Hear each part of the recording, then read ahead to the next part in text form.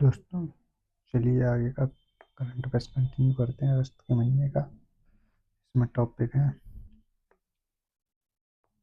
Jute. ये इसकी खेती दोमट मिट्टी में अच्छी होती है। इसके लिए टेम्परेचर 25 से 35 डिग्री सेल्सियस, वर्षा 150 से 250 सेंटीमीटर होनी चाहिए। भारत सबसे बड़ा उत्पादक है जूट का। दूसरे नंबर बांग्लादेश है, तीसरे नंबर पर चीन है।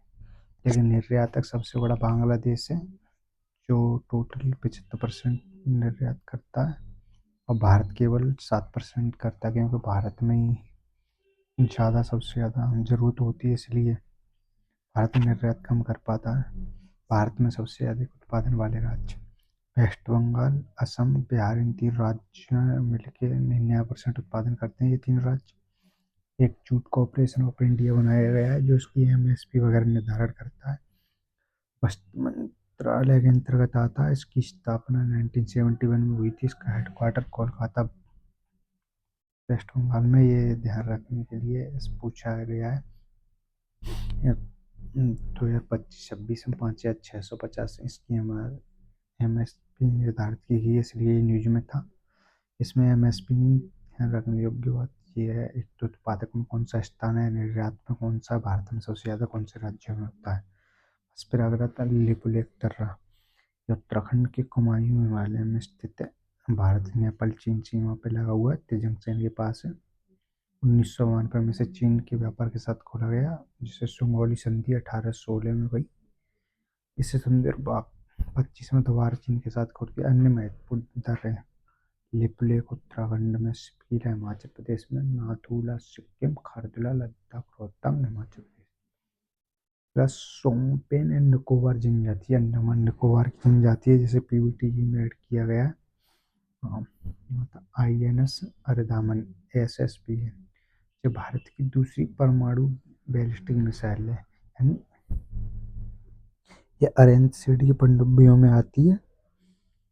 भारतीय मिसाइल K-15 SLBM में, यानी SLBM वो मिसाइल होती है जो सबमरीन लॉन्च बैलिस्टिक मिसाइल, जो मिसाइल जो सबमरीन से लॉन्च की जा सकती है उन्हें बैलिस्टिक मिसाइल।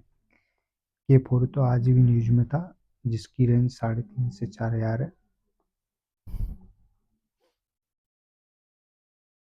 स्पीला दर्रा एक किन्नौर जिला हिमाचल प्रदेश में, भारत चीन सीमा पर। इसे घरेलू पर्यटकों के लिए खोला गया, इसलिए ये न्यूज में था। हंटिंगटन रोग, ये एक आनुवंशिक वंशाणु रोग जो मस्तिष्क में रोग होता है, जो उसमें एक बैक्टीरिया लग जाता है। वो धीरे धीरे से हमारे इम्यूनिटी को कम करता है, जिससे हमारी सोचने की क्षमता वगैरह कम हो जाती है, उसका धीरे धीरे नष्ट होने लगती है। तम्बाकू भारत में पुर्तगाली लेके आए थे इसे 1508 ईस्वी में। इस टाइप के क्वेश्चन पूछता है यूपीएससी के, फलाना पौधा कौन लेके आया था, कहाँ से आया था। तो इसे पुर्तगाली गए थे 1560 ईस्वी में। भारत विश्व का दूसरा सबसे बड़ा उत्पादक है तम्बाकू में। पहले नंबर पर चीन है। कच्चे तम्बाकू का दूसरा सबसे बड़ा निर्यातक है। भारत दूसरा उत्पादक भी और निर्यातक भी। पहले नंबर पर निर्यातक ब्राजील है, लेकिन उत्पादक चीन है। भारत में तम्बाकू बोर्ड 1975 के तहत एक वैधानिक निकाय है, जिसका हेडक्वार्टर गुंटूर आंध्र प्रदेश में है। यह वाणिज्य एवं उद्योग मंत्रालय के अंतर्गत आता है, और जूट वाला किस मंत्रालय के आता है, वो वस्त्र मंत्रालय के अंतर्गत आता है। तम्बाकू दिवस WHO की पहले 31 मई को मनाया जाता है। नारियल, भारत दुनिया में तीसरा सबसे बड़ा उत्पादक है। पहले नंबर पर इंडोनेशिया और दूसरे नंबर फिलीपींस। इनमें ये दोनों में डाटा चेंज होता रहता है, कभी इंडोनेशिया आगे तो कभी फिलीपींस आगे चलता रहता है। भारत में सबसे ज़्यादा कर्नाटक, फिर तमिलनाडु, केरल में उगाया जाता है। नारियल का बोर्ड का हेडक्वार्टर कोच्चि, केरल में। यह कृषि एवं किसान कल्याण मंत्रालय के अंतर्गत आता है। इसको नारियल वाला भारत में सबसे अच्छी गुणवत्ता वाली नारियल की खेती लक्षद्वीप में होती है। सलवा जुड़वा मामला सन 2011 का है। नक्सल विरोधी कानून से जन आंदोलन से संबंधित है। इतना इम्पोर्टेंट नहीं है, कभी कभी यूपीएससी पूछ लेता किस देखे। एम का है, भारत का स्वदेशी 5वीं पीढ़ी का स्टील फाइटर जेट प्रोजेक्ट है, ये अभी तैयार नहीं हुआ है। मर्दी ने शायद 2027 में इसकी टेस्टिंग के लिए तैयार होगा ये शायद, जो जिसे DRDO बना रही है। इसकी कपास, भारत में क्षेत्रफल कपास उत्पादन में भारत का सबसे ज़्यादा प्रथम स्थान है क्षेत्रफल के मामले में, लेकिन उत्पादन विश्व में सबसे ज़्यादा चीन करता है, फिर भारत, फिर ब्राज़ील। यानी हम इसमें कपास के मामले में उत्पादन में भी दूसरे नंबर पे हैं, निर्यातक में भी दूसरे नंबर पे हैं, और उपभोक्ता भी हैं दूसरे। भारत में सबसे ज़्यादा गुजरात, महाराष्ट्र, तेलंगाना, राजस्थान में होती है। इसे वैसे मिडिल और नॉर्थ जोन 3 जोनों में बांटा गया है। विपरीत अधिशेष का है किसानों द्वारा उत्पादन का बाजार में बेचा गया अंश। ऐसे 10 किलो गेहूं किसान ने उगाए, उसने 8 किलो अपने खाने के लिए रख लिए, जो 2 किलो बेच दिया वो विपरीत अधिशेष कहलाएगा। अगला था DRDO कांगो लोकतांत्रिक गणराज्य, विश्व का संसाधन की समृद्धि से भरपूर देश है। इसमें कोबाल्ट सबसे ज़्यादा पाया जाता है, यहाँ पर कोबाल्ट का 70%, तांबा, लिथियम वगैरह शीर्ष उत्पादन है ये कोबाल्ट का। इसके बॉर्डर कंट्री अंगोला, बुरुंडी, मध्य अफ्रीकी गणराज्य, कांगो गणराज्य, रवांडा, दक्षिणी सूडान, युगांडा, जाम्बिया है। अगला टॉपिक है हनी मिशन। हनी मिशन इस पिछले दशक में उत्पादन से 60% की वृद्धि हुई भारत में हनी उत्पादन में। इसकी शुरुआत सन 2017 में खाद्य एवं ग्रामीण उद्योग मंत्रालय के अंतर्गत की गई थी। जो सबसे ज़्यादा निर्यात में वृद्धि छत्तीसगढ़ ने हासिल की है। प्रमुख जो उत्पादक राज्य हैं सबसे ज़्यादा शहद होता है उत्तर प्रदेश, गुजरात, झारखंड। न्यू वर्ल्ड स्क्रून एक परजीवी मक्खी है जो दक्षिण अमेरिका की है। प्रधानमंत्री जनधन योजना, ये मेंस के लिए ज़्यादा इम्पोर्टेंट होती है। 28 अगस्त 2014 में शुरू हुई, कई बार न्यूज में बनी हुई, इसलिए इसे ध्यान रखें। सबसे बड़ी भारत की कार्यक्रम योजना है जिसमें WHO ने इसे वित्तीय समावेशन का मॉडल कहा था। सामाजिक न्याय, सशक्तिकरण, समाज को बढ़ावा देने के लिए विश्व बैंक ने इसे वित्तीय ऑपरेशन फ्लड किसके लिए है? ये मुख्य रूप से डेयरी एवं दूध उत्पादन क्षेत्र से संबंधित है। इसे 1970 में चलाया गया था। नया रॉकेट प्रक्षेपण स्थिर, यानी भारत अपना नया रॉकेट प्रक्षेपण केंद्र बना रहा है। अभी तो भारत के पास से एक ही है, श्रीहरिकोटा आंध्र प्रदेश, जो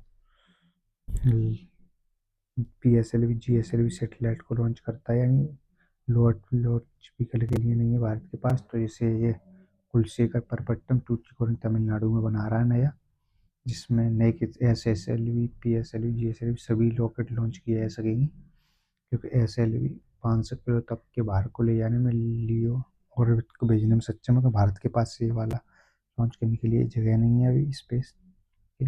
उपयोगी स्टार्टअप निजी कंपनियों को तेज अल्प समय प्रक्षेपणों के लिए होगा। ये 3 PSLV रॉकेट सबसे ज़्यादा न्यूज में रहता है, जो उपग्रहों को ध्रुवीय सूर्य समकालिक कक्षा में स्थापित करता है। GSLV, जिसका नया नाम LVM-3 भी है, अब इसे जाना जाता है। इसका सबसे विशालतम रॉकेट लॉन्चर में अपने पास GSLV रॉकेट को LVM-3 के नाम से जाना था। टॉपिक था गोदावरी, इसे दक्षिणी गंगा भी कहते हैं। गंगा के बाद ये दूसरी सबसे लंबी नदी है, 1465 किलोमीटर लंबी।